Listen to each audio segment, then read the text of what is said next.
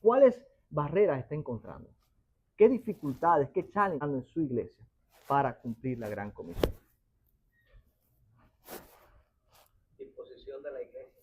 Disposición. Los hermanos no quieren hacer nada. Disposición. Muy bien, gracias. Voluntad en ser la obediencia, ¿verdad? A ver. Falta de estudio. Falta de estudio la palabra. Compromiso. Te robaron la palabra, te llevaron la palabra. Congregación. ¿Congregación en qué sentido? Que no participan con la iglesia. Personas, no, personas. Ok. Gracias. Temor a hablar, ¿verdad? Muchos tienen temor a hablar, compartir.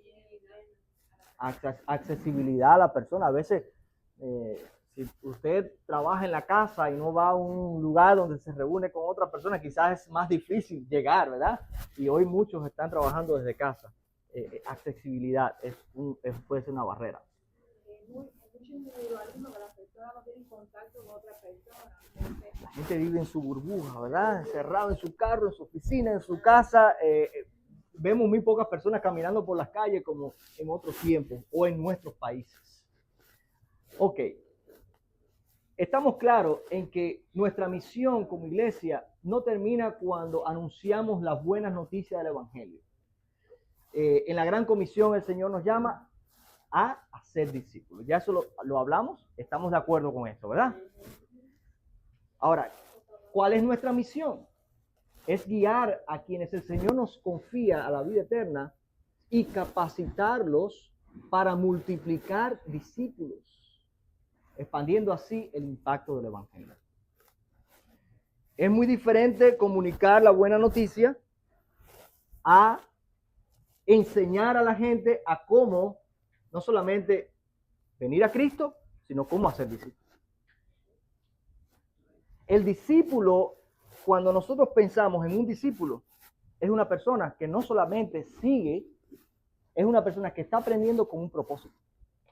Es una persona que está recibiendo del maestro para hacer lo mismo que el maestro y multiplicarse en otros. Entonces, nuestra misión no termina cuando anunciamos la buena noticia, que es vital, y es importante pensar cómo lo anunciamos. ¿Lo anunciamos solamente con palabras? ¿O ustedes creen que el evangelio también se puede vivir? Y se puede vivir, ¿verdad? Con hechos. ¿Cómo nosotros podemos hablar del amor de Jesús si no damos amor? ¿Cómo nosotros podemos hablar de los principios bíblicos sin un testimonio? Sin una vida que respalde. Mis hijos están aquí y están escuchando lo que yo estoy enseñando. Y en la iglesia, ellos están escuchando todo el tiempo.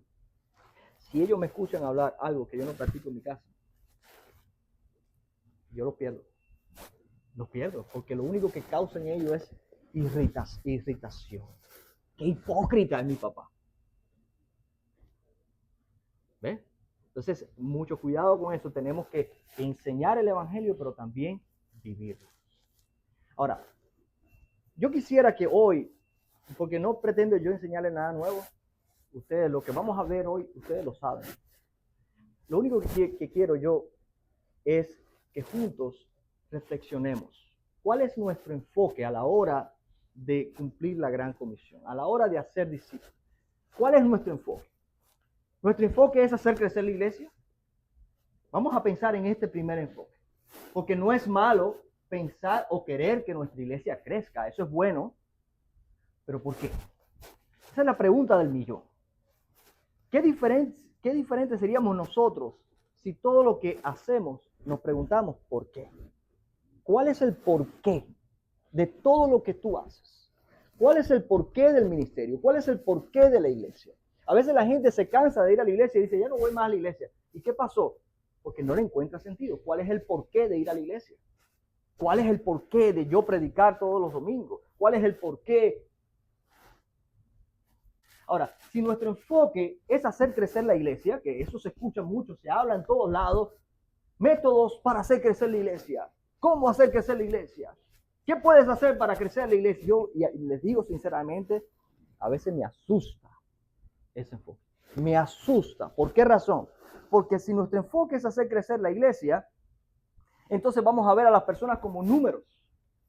Muchas veces vemos a las personas como números. Y nos sentimos bien porque están ahí. Pero no estamos mirando almas. No estamos mirando corazones. No estamos tratando de establecer conexión con esas vidas para transferir la vida de Cristo a ellos. Si nuestro enfoque es hacer crecer la iglesia, nuestros servicios estarán orientados a lo atractivo. Voy a hacer cosas atractivas para que mucha gente venga aquí. Y empiezo yo a hacer payasadas afuera y cosas estrafalarias en el servicio. ¿Para qué? Para que la gente venga. Voy a ofrecer el milagro. Venga y busca tu milagro aquí. Voy a ofrecer prosperidad. Todas esas cosas ustedes las conocen. Están hoy de moda, ¿verdad? ¿Por qué se hace? ¿Cuál es el por qué? Porque el enfoque es hacer crecer la iglesia. Ahora, ¿por qué quiero que la iglesia crezca? Esa es otra pregunta. ¿Ven? Siempre es el por qué. Quizás porque necesito finanzas. Hay que pagar el edificio y estoy presionado y necesitamos más gente aquí para que haya más ofrendas. Salud. A lo mejor es realmente porque quiero ver gente venir a Cristo y realmente quiero ver que la gente se convierta y eso es bueno. Pero, ¿cuál es el porqué? Si nuestro porqué es hacer crecer la iglesia, nos vamos a sentir realizados, satisfechos, cuando ya tenemos el domingo todos los asientos cubiertos. Y esa es nuestra meta. Ya como la iglesia está llena, cumplí la gran comisión. Ya cumplí la gran comisión. Estoy bien con el Señor, me siento bien. ¿Por qué? Porque está la iglesia llena. El edificio está lleno. Los bancos todos, no hay espacio. Y cuando le preguntas al pastor, ¿cómo le fue el domingo? Ay, Victoria, estaba lleno el edificio hoy. En cambio le pregunto a algunos pastores, como a mí, ¿cómo estuvo la asistencia? ¿Cómo te fue el domingo? Ay, mira cuántos asientos vacíos. ¿Por qué? Porque Cristo está ahí. Y porque se está predicando el evangelio. Y porque quizás hay bancos vacíos, pero hay vidas que se están transformando. Nosotros usamos después de la pandemia este mismo local. Y había a veces que estábamos aquí, mi familia, y había 2 o 3 hermanos. Fue un tiempo difícil para todos. ¿Pero qué íbamos a hacer? No vamos a tener ya el servicio porque no vinieron más del 50%, faltaron, así que hay uno, hay que predicarle a uno. 50. Exacto. Entonces, si nuestra meta es hacer crecer la iglesia, miren este enfoque, ¿a dónde nos lleva? A ver a las personas como números, a sentirnos satisfechos cuando ya hay cierta cantidad de personas y nos lleva por un camino de buscar cosas atractivas para, ya no es el evangelio el que atrae, ahora son las cosas que nosotros hacemos. Pero ¿qué pasaría si nuestro enfoque fueran las almas? Si nuestro enfoque son las almas, vamos a orientar nuestro ministerio de una manera diferente. Porque ahora miramos a las personas con ojos compasivos y apuntamos directamente a la necesidad que tienen esas vidas. La gente va a venir con problemas de matrimonio, la gente va a venir con problemas de que perdieron trabajo, la gente va a venir con necesidad financiera, con muchos problemas. Pérdida de un familiar, cuántas cosas que se vive hoy.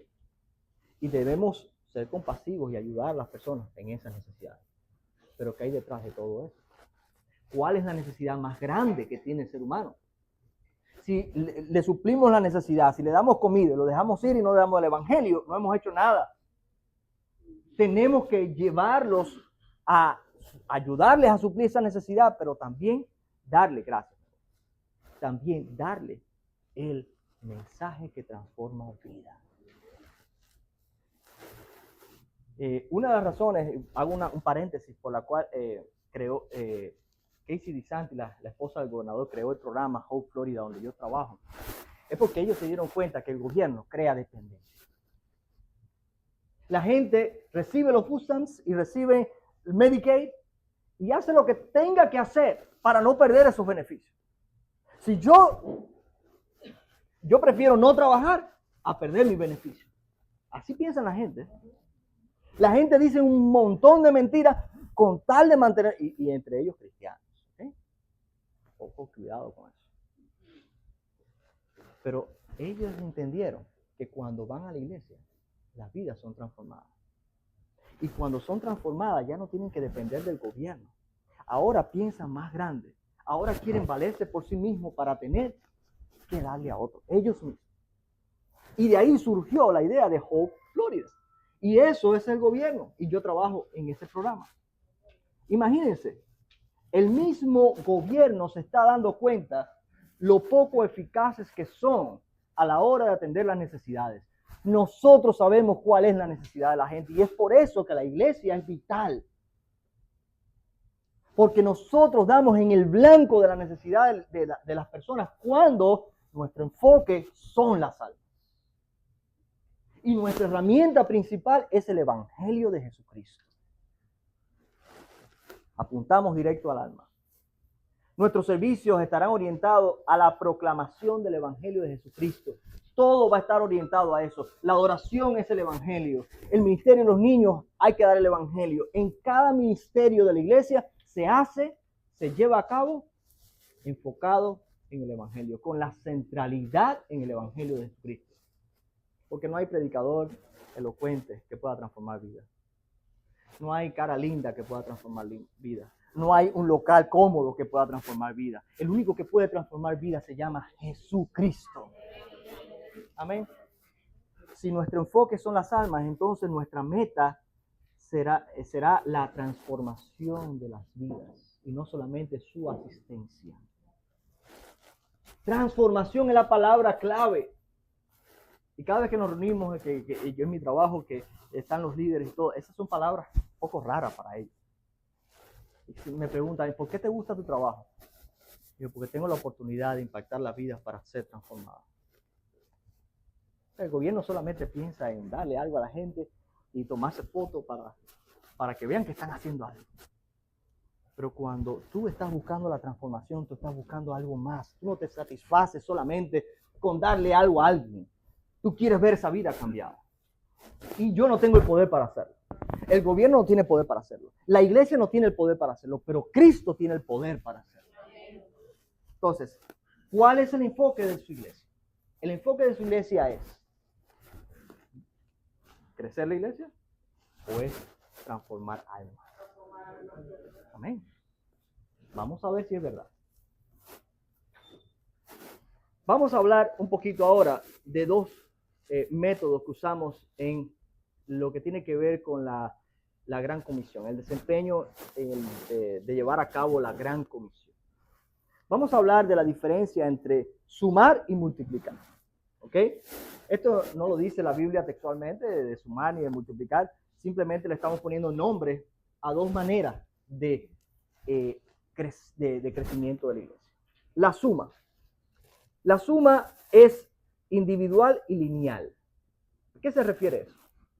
Que cuando estamos usando el método de la suma en la Gran Comisión, lo que estamos haciendo es que el pastor solo es el que predica, solamente el pastor es el que anuncia el mensaje, es el único autorizado para ser discípulo.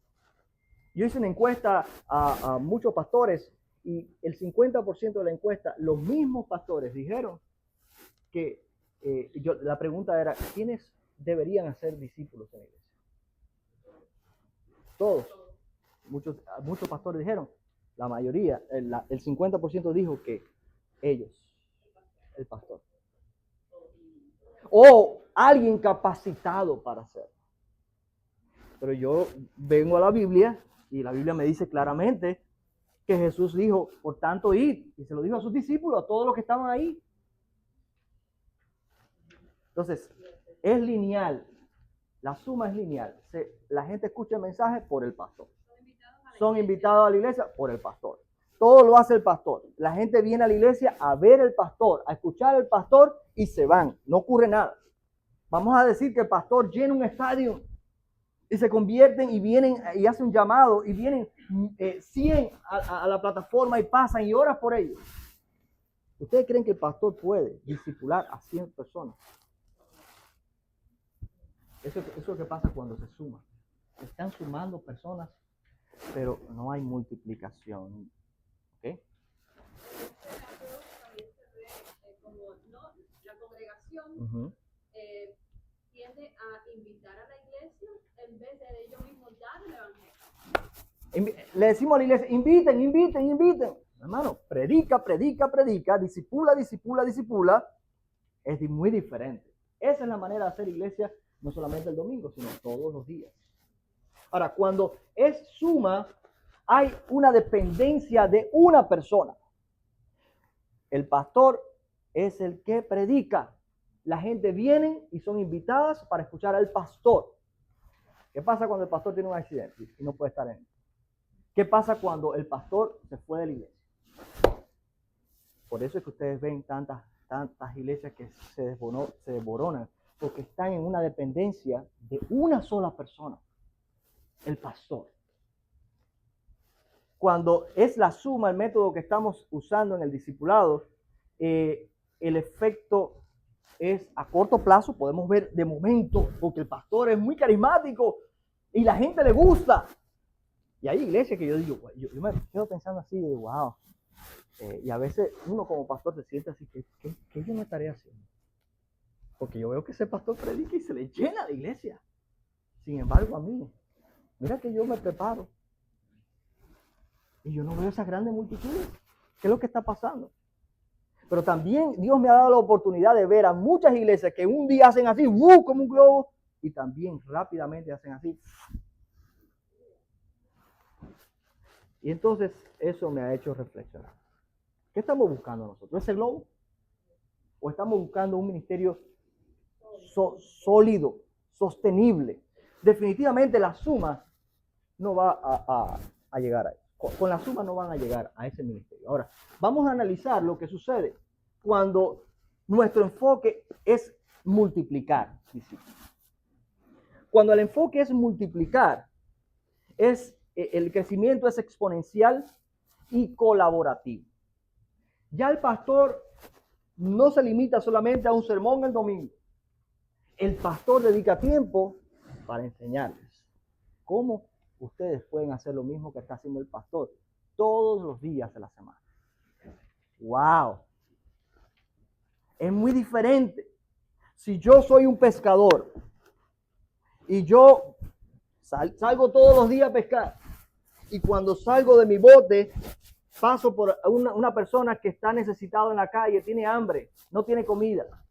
Yo de buena fe, el pescador viene y le da un pescado para que coma. Eso no es noble, no es bueno. ¿Qué tal si yo invito a esa persona un día y le digo, ven para enseñarte a pescar? Esa persona va a poder tener el sustento para sí mismo y va a poder hacer lo mismo que el pescador que lo enseñó a pescar. Cuando él salga y vea a otra persona, ¿le va también a dar pescado? No, lo va a enseñar a pescar. Esa es la multiplicación.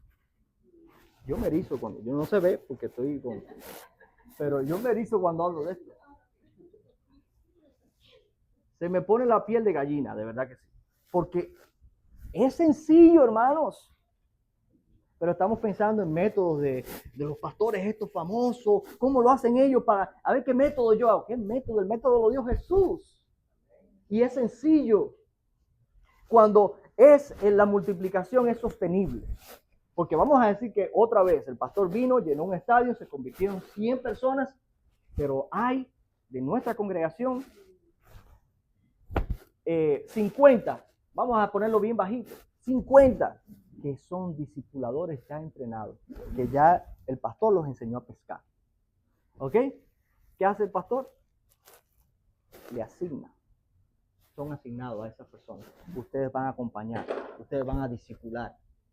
Es sostenible, porque ya no depende de una sola persona. El pastor tuvo un accidente, se murió el pastor. Ah, no, pero hay quienes sigan. Él es importante, es necesario, pero no es imprescindible. La iglesia continúa, es sostenible. Es un crecimiento sostenible, sólido. ¿Qué pasaba en las grandes campañas de Billy Graham? Muy buena, buenísimo. Pero ¿sabe qué? Se llenaban eso y después, ¿qué pasaba con tantas multitudes de personas? Se dieron cuenta en muchas iglesias que no se habían preparado para eso. Y perdieron, en muchos casos perdieron la oportunidad porque llenaron estadios. Muchas personas comprendió el evangelio, pero no se le dio seguimiento. No era sostenible. Cuando multiplicamos, hay un impacto generacional. Ocurre el efecto cascada. Todo lo que está hacia abajo se afecta con esta cultura. Yo enseño a mis hijos lo hacen en sus escuelas, enseño a mis hermanos en la iglesia, a mis amigos, y es y afecta a la siguiente generación. Afecta a todo lo que estamos, contagia y se crea una cultura de discipulado en la iglesia. No una cultura de ir a ver el show del domingo. Un lindo grupo de oración, todo esto es lindo, a mí me encanta todo. Pero si la gente viene para esto, solamente, ¿qué estamos haciendo? ¿Cuál es el método que están usando en su iglesia? ¿Están sumando o multiplicando? No me lo digan. Porque la idea de hoy no es decirle a ustedes están mal, no, es reflexionar. Es reflexionar y volver a las sendas antiguas. No, los tiempos de Jesús, cuando de los métodos que, no quiero decirle, no, vamos a volvernos arcaicos, no. Es la simplicidad, regresar a la simplicidad del evangelio. No tenía que ser complicado, no tiene que ser complicado. Lo hemos complicado nosotros, pero no tiene que ser complicado. ¿Cuál fue el modelo de Jesús? Y esto es lo más importante de todo. Porque yo no quiero que ustedes salgan de aquí diciendo que, mire, el pastor nos enseñó que esto es lo que... No. Aquí lo importante es cuál fue el modelo de Jesús. Porque al final, eso es lo que importa. Jesús, en su ministerio, escogió ¿a cuántos? A 12 discípulos. Él oró. Él no escogió así. Él se metió en oración y cuando salió de su momento de oración, los escogió. 12. Y escogió a uno que era un traicionero. Y él lo sabía. Pero él fue intencional. En todo lo que hizo fue intencional. Judas no le tomó de sorpresa. Jesús sabía lo que Judas iba a hacer. Pero era parte del plan. Así que él escogió a 12 hombres.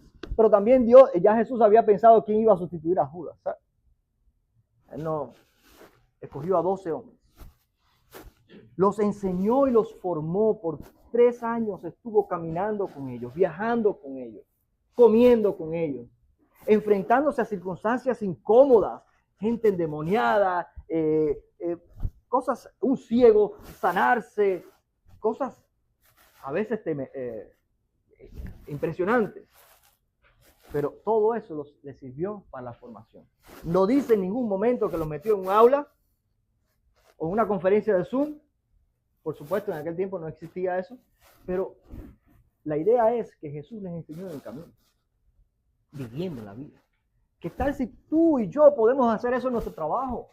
Convivir y aprovechar el lunch time para hablarle a otros y modelar a Cristo, modelar el amor de Cristo, sin meter a alguien en un aula. Porque a veces es difícil en nuestro tiempo y en Miami lograr tener un grupo que venga a prepararse porque estamos muy ocupados. Pero ¿qué tal si lo hacemos en nuestra vida cotidiana, en nuestro andar, mientras vamos, mientras trabajamos? Pablo hacía casa de campañas y mientras trabajaba también ministraba. Jesús era carpintero, mientras trabajaba, ministraba. Jesús no quiere sacarnos de nuestra vida cotidiana para hacer esto. Yo me he sentido tan realizado, hermanos, de todos los 14 años de ministerio. Los mejores han sido los últimos 3 años que he estado trabajando full time. Y no quiero decirles esto como una cosa que debe ser así.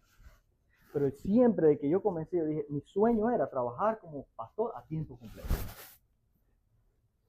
Y qué bueno, si alguno lo puede lograr, yo, si lo puedo lograr en un futuro, qué bueno también. Pero mi trabajo me está dando la oportunidad de abrir, expandir y abrirme a personas que yo no conocería y yo no interactuaría con ellos si no fuera porque estoy trabajando. Quizás yo no entendería tanto a mis miembros como lo entiendo ahora. Están cansados, están agobiados, tienen familia. Yo los entiendo, yo estoy ahí. A veces cuando nosotros no trabajamos, los pastores no trabajan en otro trabajo, no entienden. Hay una desconexión con la realidad de lo que sus miembros están viviendo. No estoy diciendo que sea, no estoy generalizando. Estoy diciendo cosas que suceden. Jesús los enseñó y los formó en el camino, los empoderó y los envió. Ahí vemos que Jesús escogió a 70 y los envió de 2 en 2. ¿Y qué hicieron esos 70? Hicieron lo mismo que Jesús. Hicieron milagros, sanaron enfermos, sacaron demonios. Y Jesús le dijo, y cosas mejores, mayores que las que yo hago, ustedes van a hacer. ¿Por qué nosotros estamos haciendo cosas menores? Los envió. Pero después de lo que los envió y ellos regresaron, Jesús se sentó con ellos para reflexionar acerca de la experiencia. ¿Cómo les fue? Jesús tuvo tiempo para confrontarlos también. Accountability es una palabra importante. Pedir cuenta, dar cuenta. En español no sé cuál es la palabra. Evaluación. Rendición de cuenta. Revino. Gracias, Señor. Rendición de cuenta. ¿Cuál es la rendición de cuenta? Eso no nos gusta. Rendición de cuenta es que yo venga con mi hermano, usted es mi discípulo. ¿Cómo te fue? ¿Leíste la Biblia? Pero no es exigir, es alentar. ¿Verdad? ¿Cómo te va en tu vida? ¿Cómo te va con tu familia? Es que alguien te pregunte y sepas de que hay alguien que está pendiente de ti. Yo tengo al menos 2 o 3 pastores que nos llamamos una vez al mes, algunos, otros casi toda la semana. Y estamos en eso. Accountability. Rendición de cuentas. Eso fue lo que hizo Jesús. Jesús llamó a Pedro, ¿se recuerdan? Apártate de mí, Satanás. Palabras duras. Él tuvo que confrontar a sus discípulos cuando estaban discutiendo por quién de ellos iba a ser mayor en el reino de los cielos. Jesús le dijo, eso usted lo ven aquí con los gobiernos y eso, pero eso, en este reino, Él los confrontó y los preparó para cuando Él no estuviera, ellos pudieran seguir. ¿Se recuerdan que Jesús en el aposento alto, cuando Juan dice que lavó los pies a sus discípulos? Le dijo, eso es lo que yo quiero que ustedes hagan entre ustedes. Oh, lo está preparando. Los encomendó, le dijo, yo quiero que ustedes vayan y anuncien, que sean testigos. Y después, el plan se ejecutó. ¿Se recuerdan lo que pasó en Pentecostés? Ya no era Jesús, ya Jesús salió de la escena y ahora es Pedro de momento y da un mensaje, un pescador, un tipo tosco, un tipo con olor a pescado. Dio un mensaje y más de 3,000 personas vinieron, se añadieron a la iglesia. ¿Quién dice que yo no puedo porque no estoy preparado? Si no estás preparado, prepárate. Esta es la solución. Pero si un pescador, si Jesús lo logró con un pescador, ¿qué no puede lograr contigo?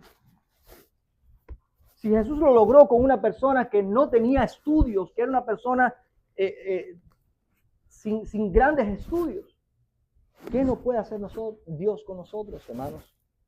¿Por qué encontramos tantas trabas y tantas excusas para no hacer lo que tenemos que hacer? Ahora, vamos a pensar, porque no es malo querer que la iglesia crezca. Eso es algo justo. Yo también quiero que mi iglesia crezca. Pero no por la motivación de que necesito economía, no por la motivación de que mi ego, yo quiero ser el pastor más reconocido de Miami, yo quiero tener la iglesia más grande. No porque estoy presionado, porque tengo que pagar el edificio. Esas son motivaciones erradas. Querer que la iglesia crezca es bueno, pero con la motivación correcta. Para servir y para multiplicar el reino, porque a eso somos llamados. ¿Qué pasó en Mateo 10? Jesús escoge a los 12. ¿Cuántos son? 12 hombres solamente. Quizás yo me diría, ¿qué voy a hacer yo con 3, 4 personas, 12 personas? Bueno, vamos a ver qué hizo Jesús. En Lucas vemos que ya no son 12, son 70. ¿Qué pasó ahí? Bueno, Jesús estaba enseñando, pero parece que sus discípulos también estaban poniendo en práctica lo que Jesús les estaba enseñando y muchos de sus discípulos llamaron a sus amigos, vengan.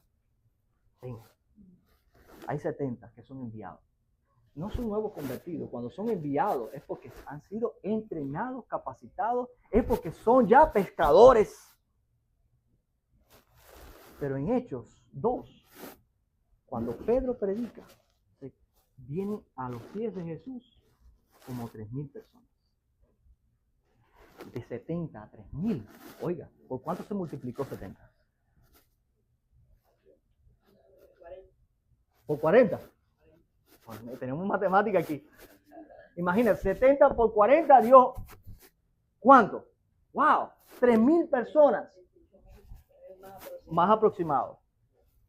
Hermanos, pero en Hechos 4 pasaron 2 capítulos más y dice que hay ahora 5,000. 5,000 que vieron a Jesús. 5,000 personas. Entonces, si vamos a hablar de crecimiento de iglesia, no estamos alejándonos porque estamos aplicando el método de Jesús de la multiplicación y no estamos imitando ningún método de ningunos predicadores famosos, iglesias inmensas aquí en Estados Unidos. Simplemente estamos imitando a Jesús. A Él es el único que nosotros tenemos que imitar. Y funciona. Pero nos hemos alejado un poco de esa simplicidad para tomar metodologías de otras personas. Y les digo, cada iglesia tiene su peculiaridad y lo que funciona en una iglesia no funciona en otra. No estemos copiando. Esto es lo único que se puede copiar que va a crear originalidad. Si usted copia este método, usted puede aplicar su creatividad y añadirlo a ese método. Pero no copie métodos de otras iglesias porque no necesariamente van a funcionar en su iglesia. Pueden ser muy buenos, pero no necesariamente van a funcionar. Así que, hermanos, la idea de hoy ha sido simplemente reflexionar. ¿Cuál es nuestro enfoque? ¿Hacer crecer la iglesia o las almas? ¿Cuál es el método que estamos usando? ¿La suma o la multiplicación? Definitivamente la multiplicación es el modelo de Jesús para su iglesia.